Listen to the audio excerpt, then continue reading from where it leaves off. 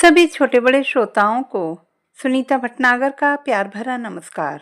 Audio stories के हमारे channel कहानी जगत में आप सभी का स्वागत है। हिंदी कहानियों की श्रृंखला में आइए आज सुनते हैं सुजान सिंह जी द्वारा रचित कहानी 1.5 आदमी। जब उसे पागल खाने के मनोचिकित्सक के पास लाया गया तब वह बिल्कुल शांत थी। उसका शरीर चुस्त था और उसके कंघी किए हुए लंबे बाल बंगाली जूड़े में बंधे हुए थे। उसके माथे के ऊपर के बाल बेतरतीब से कुछ ऊपर उठे हुए थे, जैसे वह उनमें उंगलियां चलाती रही हो। वह एक निश्चल घर गृहस्थी वाली औरत लग रही थी। डॉक्टर ने उसे सिर से पैर तक देखा। पैरों से उसकी नज़र फिर ऊपर की तरफ उठनी शुरू हुई। कमर से गले तक उसकी आंखें जांच करती गईं और आंखों पर पहुंचकर एकदम टिक गईं। कुछ देर बाद उसकी आंखों में आंखें डाले डॉक्टर बोला, तुम पागल नहीं हो? हाँ, यही तो मैं कहती हूँ कि मैं पागल नहीं हूँ, पर यह भीड़ मुझे पागल बनाकर छोड़ेगी। उसे साथ लाने वाले लोगों से डॉक्टर ने कहा, बाहर निकल जाओ मूर्खों, ये पागल नहीं है। उनमें से एक औरत हाथ में पकड़े हुए कागजों को डॉक्टर की मेज पर रखने के लिए आगे बढ़ी, फिर बाहर निकल गई। लकड़ी का स्प्रिंगदार दरवाज़ा कुछ देर तक झूलता रहा। डॉक्टर ने अदब से मुस्कुराते हुए कहा, श्रीमती जी बैठ जाओ। वह 4 साल से अदब से बोलने और बेअदबी से भरे शब्दों को सुनने की आदी हो चुकी थी। डॉक्टर के शब्दों ने जैसे जली जगह पर मरहम लगाई हो। उसने जल्दी जल्दी पलकें झपकाते हुए डॉक्टर की ओर देखते हुए कहा, आप तो आदमी हैं, क्या इसमें आपको शक है? डॉक्टर ने पूछा। उसने बड़े गंभीर लहजे में कहा, आदमी तभी आदमी होता है जब अंत तक आदमी रहे। डॉक्टर कुछ क्षण चुप रहा, फिर उसने सामने पड़े हुए कागज की तरफ देखा और वहां से नजरें हटाते हुए पूछा, क्या आप पढ़ी लिखी हैं? हाँ, 8 कक्षाएं। डॉक्टर के कागजों में शिक्षा का स्थान अभी रिक्त था। उसने कलम उठाकर कुछ लिखा, फिर होल्डर का पिछला हिस्सा दांतों में दबाकर वह सोचता रहा कि इसकी बोलचाल का स्तर 8 कक्षाओं से कहीं अधिक ऊंचा है। उसे शायद पता नहीं था कि विचार जमीन के अनुभवों की उपज होते हैं। डॉक्टर ने फिर पूछा, क्या आपका नाम पार्वती देवी है? औरत ने अजीब तरह से उत्तर दिया, पार्वती देवी नहीं, पार्वती नहीं, नहीं पारू। हाँ हाँ हाँ पारू। पार्वती देवी, तुम पागल नहीं हो, पर एक बात समझ में आ रही है कि तुम कोई बात करना चाहती हो जिसे कोई सुनता ही नहीं है। पारू ने वाक्य पूरा करते हुए कहा, वह बात मैं सुनूंगा। वह बात नहीं, वह एक कहानी है, एक सवाल है। उसका उत्तर यदि नहीं मिला तो मैं पागल हो जाऊंगी। मैं उसका उत्तर देने की कोशिश करूंगा। पारू कुर्सी पर टिककर बैठ गई। वह डॉक्टर की आंखों में देखते हुए बोली, मेरा जन्म ढाका में हुआ। मेरा पिता मकान मालिक था और मकान बड़ा होने के कारण उसके कई हिस्से किराए पर उठाए हुए थे। सारी उम्र उसने कोई काम नहीं किया था। हम 2 बहनें और 2 भाई थे। मेरा विवाह एक जनरल स्टोर के सेल्समैन के साथ हुआ, जिसका बस्तियों में छोटा सा अपना मकान था। मैं अपने पति के घर बहुत सुखी थी। जब ढाका में गड़बड़ी शुरू हुई, उस समय मेरी गोद में 2 साल का बच्चा था। हमारा घर मुसलमानी इलाके में था, इसलिए हम सब कुछ वहीं छोड़कर पिता के घर चले आए। अब बाजारों में छुरेबाजी और घरों में सतीत्व लूटा जाने लगा, तो हमने अपना देश ही छोड़ दिया। मेरी बड़ी बहन का विवाह एक गांव में हुआ था। उनका आज तक कोई अता पता नहीं लगा। रास्ते में बहुत कठिनाइयाँ आईं, पर जैसे तैसे हम सियालदह स्टेशन पहुंच गए और सांस में सांस आई। हमारा परिवार कई दिनों तक फुटपाथों पर धक्के खाता रहा। हमारा सब कुछ रास्ते में लुट गया था। मांगने के सिवाय और कोई काम नजर नहीं आ रहा था। पेट की भूख से तंग आकर मांगना शुरू किया। मेरा पति परिवार में सबसे अधिक स्वस्थ था। वह कई दिन काम ढूंढने जाता रहा, पर काम कहीं मिल ही नहीं रहा था। भीख से प्राप्त चीज़ों को वह खाता नहीं था। पानी पीकर कोई कब तक जी सकता है? थोड़े ही दिनों में वह सबसे अधिक कमज़ोर हो गया। आखिर अपने बच्चे की कसम देकर मैंने उसे भिक्षा से प्राप्त अन्न खिला ही दिया, पर मुझे क्या पता था कि वह अन्न ही उसकी मौत का कारण बन जाएगा और मेरी दुनिया अंधेरी हो जाएगी। कुछ दिनों बाद मेरे बड़े भाई को एक होटल में प्लेटें धोने की नौकरी मिल गई। बस्ती में खपरेल की छत वाला एक कमरा हमें 10 रुपये किराए पर मिल गया। दादा की तनख्वाह से जो 20 रुपये बचते थे, उसके साथ भाभी और उसके बच्चों का गुजारा भी नहीं होता था। दादा भी कमज़ोर होते जा रहे थे। भाभी मुझसे नाराज़ थी क्योंकि मैं उसी के बच्चों का भात छीन रही थी। बूढ़े बाप ने कभी कुछ किया ही नहीं था।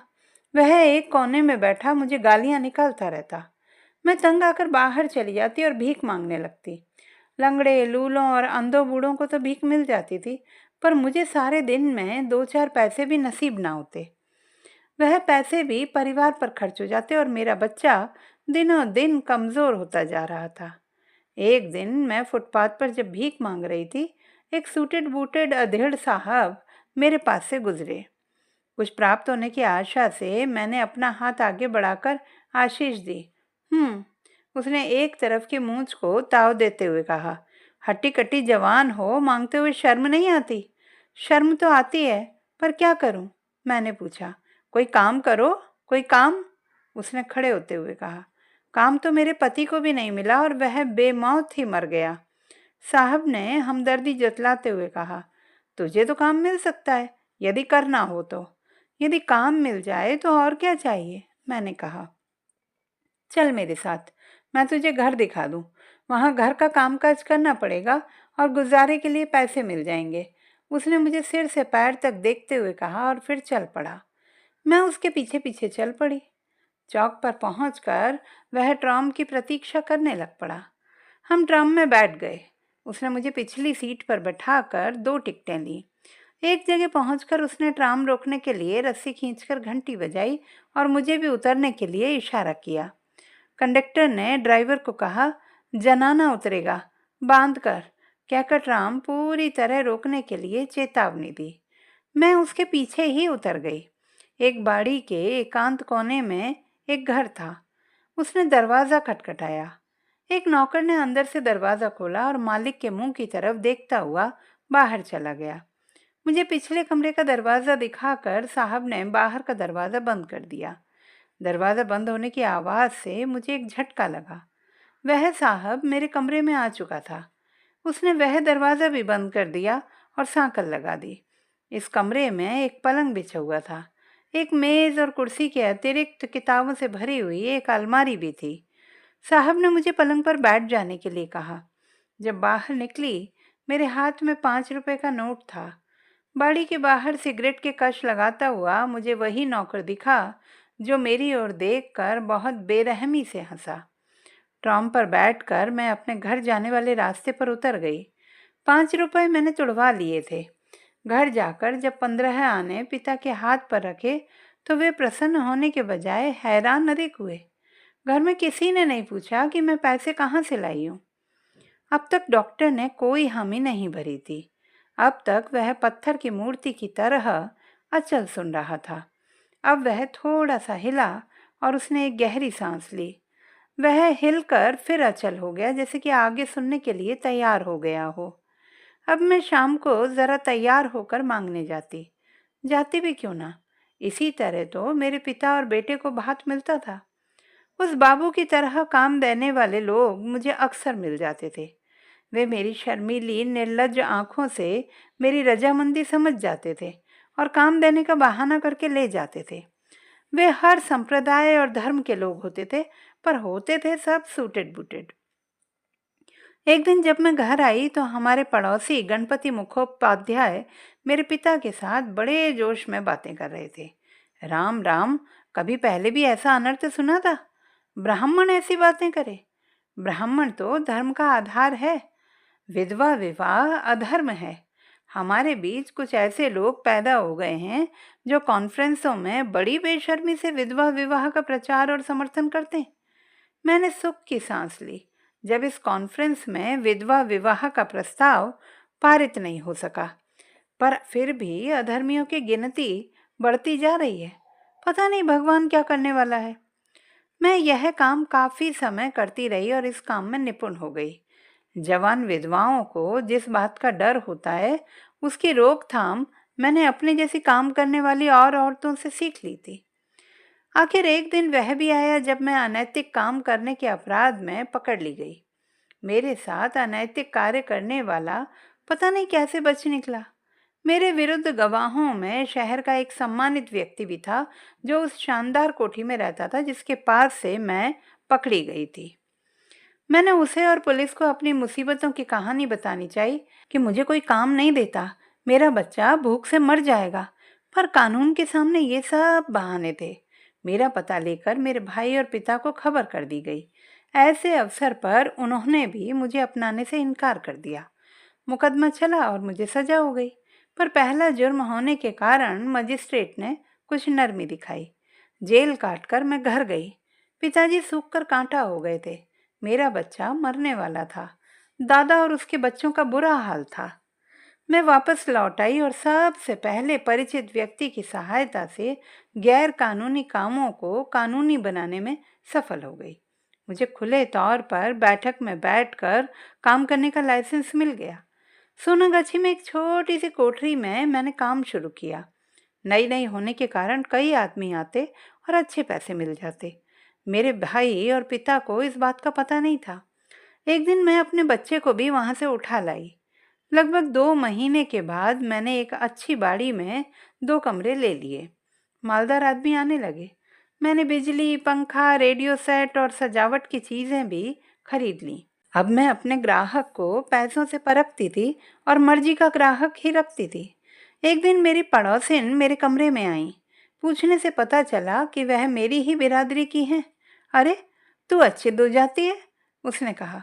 तेरे घर तो ठाकुर ही नहीं है, क्या तू रोज ठाकुर पूजा नहीं करती? मैं हैरान थी। पूछने से पता चला कि हमारी बिरादरी की हर वैश्या के घर में शिव जी होते हैं और शिव पूजकों में वैश्याओं की ही तादाद ज्यादा है। पंडित आते हैं और फूल चढ़ाते हैं, 2 मिनट पूजा भी करते हैं और 5 रुपया महीना लेते हैं। मैंने उसे पंडित लगा देने के लिए कहा। उसी दिन मैं एक ठाकुर की तस्वीर खरीद लाई। दूसरे दिन पंडित जी आए। वे गणपति मुखोपाध्याय ही थे, पर मैंने यह प्रकट नहीं होने दिया कि मैं उन्हें पहचानती हूँ। पूजा की माहवारी रकम मैंने उन्हें पेशगी ही दे दी। मेरे पास ऊंचे तबके के ग्राहकों के अतिरिक्त दरोगा और मजिस्ट्रेट भी आते थे। क्या आपको ये जानकर आश्चर्य नहीं होगा अगर मैं यह कहूँ कि एक दिन वह मजिस्ट्रेट भी आया जिसने मुझे सजा दी थी। डॉक्टर यह सुनकर कुछ इस तरह से हिला जैसे किसी ने उसे झकझोर दिया हो। पारू ने कहानी जारी रखी। दूसरे ही महीने बाड़ी के दरबान ने मुझसे औरों से अधिक किराया मांगा। उसने अपनी मजबूरी जतलाते हुए कहा, मेरे बस में कुछ भी नहीं है, मैं तो मालिक के हुक्म पर चलता हूँ। आप खुद मालिक को उनके दफ्तर में मिल लें। मैंने उससे मालिक के दफ्तर का पता ले लिया। जब मैं वहां पहुंची तो आप हैरान ना हो, बाड़ी के 100 कमरों की वेश्याओं से लगभग 150 रुपया माहवारी किराए के हिसाब से 15,000 रुपये वसूल करने वाला सेठ वही आदमी था जिसने मेरे विरुद्ध अनैतिक और गैर कानूनी काम करने की गवाही दी थी। वह मुझे मनाना चाहता था, पर मैं उससे इतनी नफरत करती थी कि मैंने उसकी कोई बात नहीं मानी और उसने भी किराए के मामले में मेरी एक ना सुनी। मैं वापस लौट आई और घर आकर पता चला कि सोनागाछी के इलाके में उसकी ऐसी और भी बाड़ियां हैं। पता नहीं मेरी अमीरी का मेरे पिता और भाई को कैसे पता चल गया, शायद पुजारी से। वे मेरे पास पहुंच ही गए। उनका बुरा हाल देखकर मुझसे रहा नहीं गया। मैं उन्हें अक्सर कुछ न कुछ दे देती। मैं अक्सर बाजार जाती, फुटपाथों पर मांग रही लड़कियों को दिल खोल कर दान देती। कितनी मूर्ख थी मैं! क्या मैं इस तरह उन्हें सोनागाछी पहुंचाने से रोक सकती थी? एक रात मेरे पास मनपसंद पंजाबी ग्राहक आए। उनके साथ एक अजीब आदमी अजीब से लिबास में आया। चौड़ा पाजामा, खुला कुर्ता, पैरों में चप्पल, औरतों की तरह लंबे बाल जो पीछे की ओर फेंके हुए थे। उसने कमरे के बीच खड़े होकर चारों तरफ घूम कर देखा। कोने में ठाकुर को देखकर उसने अपनी भाषा में मेरे ग्राहकों से पूछा, ठाकुर की पूजा कौन करता है? मेरे उत्तर को उसके साथियों ने अनुदित करके सुनाया। जिसे सुनकर उसने कहा, तो वह पुजारी कभी भी वैश्यावृत्ति के विरुद्ध और विधवा विवाह के पक्ष में नहीं हो सकता। मेरे कहने पर जो भी बात यह अजीब आदमी कहता, उसके साथी तुरंत उसका अनुवाद करके मुझे सुना देते, चाहे वह बात मेरे लिए होती या ना होती। दीवार पर लगी लीडरों की तस्वीर देखकर उसने पूछा, क्या ये आपको बहुत अच्छे लगते हैं? मेरे हाँ कहने पर उसने फिर पूछा, क्या ये आपको बहुत अच्छे लगते हैं? मेरे हाँ कहने पर उसने फिर पूछा, क्यों? क्योंकि इन्होंने भारत को आज़ाद करवाने में हिस्सा लिया है, मैंने उत्तर दिया। उसने गहरी सांस खींचकर अपने साथी से कहा, जब तक सभी को अच्छा काम, अच्छा खाना, ज़रूरी कपड़े, अच्छे घर नहीं मिलते, वैश्यावृत्ति कभी नहीं हट सकती, चाहे तोपों बंदूकों से कोई देश कितना भी महान क्यों ना हो। जब तक वैश्यावृत्ति किसी भी रूप में है, वह देश असल में गुलाम है। बात को जारी रखते हुए उसने कहा, ये मजदूरी करें, यदि नहीं रह सकती तो अपना भार हल्का करने के लिए अपने जैसे मजदूरों से शादी करें, मिलकर बच्चों को पालें, अनुभव से ज्ञान प्राप्त करें। काम ना मिले तो उनसे इकट्ठा होकर लड़ें जो उन्हें काम दे सकते हैं, पर अपने लाभ के लिए और ऐश्वर्य का सामान कायम रखने के लिए ये काम ना करें। असली काम देश के लिए काम करना है, गोली खाकर मर जाना है। जो ऐसा करता है वह महान है, वह असली लीडर है। अचानक उसकी नज़र गद्दी के ऊपर लटक रही शिवजी की तस्वीर पर पड़ी।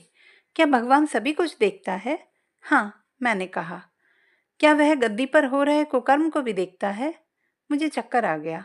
मैं पैरों के बल ही जमीन पर बैठ गई। कुछ होश आने पर न जाने क्यों मैंने उसकी बेइज्जती करके बाहर निकाल दिया। उसने बाहर निकलते हुए अपने साथियों को साधु की तरह कहा, अभी इसकी बुद्धि मलिन है, हम एक बार इसके पास फिर आएंगे। फिर वे चले गए। मुझे अपने ग्राहक के घर का पता था। बाद में एक दिन छोड़कर मैंने कई खत डाले। प्रायः पहली चिट्ठी के जवाब में ही वह रात को आ जाया करते थे, पर इस बार कोई उत्तर नहीं आया। मैंने खुद खोज की, वह घर छोड़कर चला गया था। अखबारों में खबरें छप रही थीं कि नगर सभा वैश्याओं को सोनागाछी से निकालकर शहर से 15 मील दूर बसाने की योजना पर विचार कर रही है। वैश्याएं इसके विरुद्ध थीं। हमने चंदा इकट्ठा करके एक दो अखबारों के संपादकों को अपने साथ मिला लिया। नगर सभा के विशाल हॉल में इस बात पर विचार होना था। मैं भी प्रसिद्ध वैश्याओं में से एक गिनी जाती थी, इसलिए मैं भी और साथियों के साथ वहां पहुंची। बाड़ी का मालिक सेठ भी नगर सभा का प्रतिनिधि था। उसने वैश्याओं के शहर में रखे जाने के पक्ष में धुआंधार भाषण दिया। वैश्याओं के शहर से बाहर जाने पर शरीफ आदमियों की बेटियों बहनों के लिए शहर में रहना, घूमना फिरना कठिन हो जाएगा। वैश्याएं समाज का वह अंग हैं जो बदमाशों की काम वासना के जोश को खुद पर सहन कर शरीफ जादियों की इज्जत को बचाती हैं। आज तो वह वैश्याओं के अनैतिक कार्यों को मानो सदाचार बना रहा था। मेरी और वैश्या बहनों को उसकी तकरीर बहुत अच्छी लगी। तकरीर उनके हक में थी और मेरे भी, पर उस अजीब आदमी की बातें मुझे तकरीर के समय बार बार याद आ रही थी। मैं इस भले मानस सेठ की असली मंशा को उनके सहारे समझने के योग्य हो गई थी। हमें शहर से बाहर निकाल देने की योजना रद्द हो गई। मेरी साथी खुश थी, पर मैं गंभीर होती जा रही थी। मैं उनके साथ बाहर आ रही थी। सेठ को उसकी तकरीर पर बधाइयाँ मिल रही थी, फोटो खींची जा रही थी। मुझे पता नहीं क्यों बहुत गुस्सा आ गया। मैंने झुककर सैंडल उतार ली और खींचकर उसके मुंह पर दे मारी। चारों तरफ हाहाकार मच गया। मुझे गिरफ्तार कर लिया गया। मेरी साथिनों ने मुझे बुरा भला कहा। मुझ पर मुकदमा चला। मेरे बयान को मक्कारी कहा गया। सेठ की मेरे विरुद्ध गवाही का सहारा लेकर मेरी उससे दुश्मनी प्रमाणित की गई। मुझे सजा दी गई। मैं अपनी कहानी जेल की दीवारों को सुनाती थी और कोई सुनता ही नहीं था। दिन में वे मेरा मुंह बंद कर देते थे। मैं रात को सपनों में इकट्ठे हुए लोगों को सुनाती थी। आपके सिवा किसी ने भी मेरी बात नहीं सुनी। यही है मेरी कहानी, यही है मेरा सवाल, यही है मेरी समस्या। क्या इसका उत्तर है? क्या इसका हल है आपके पास? मैं पूरा आदमी नहीं हूँ बहन, डॉक्टर ने कहा। आधे आदमी के पास हमदर्दी होती है, समझ होती है। मैं आधा आदमी हूँ। पूरे आदमी को तो तुमने निकाल दिया, हल को तो तुमने ठुकरा दिया, पर वह तुम्हारे पास फिर ज़रूर आएगा। यदि जल्दी है तो तुझे खुद ढूंढना पड़ेगा। वह किसी न किसी रूप में कोई न कोई भाषा बोलता किसी कारखाने में या किसी खेत में मिल जाएगा। पर मैं आधा आदमी हूँ। मैं सरकार का वेतन भोगी डॉक्टर हूँ। मेरे पास हल कहाँ। तुम पागल नहीं हो। तुम कभी पागल थी, पर अब नहीं हो। तुम्हारी सजा खत्म होने वाली है और अब तुम कोई काम करना। काम शब्द पर डॉक्टर ने जोर दिया। पारू ने उसे आंखें पोंछते हुए देखा। तो दोस्तों, यदि हमारी आज की कहानी आपको कैसी लगी कमेंट बॉक्स में लिखना ना भूलें।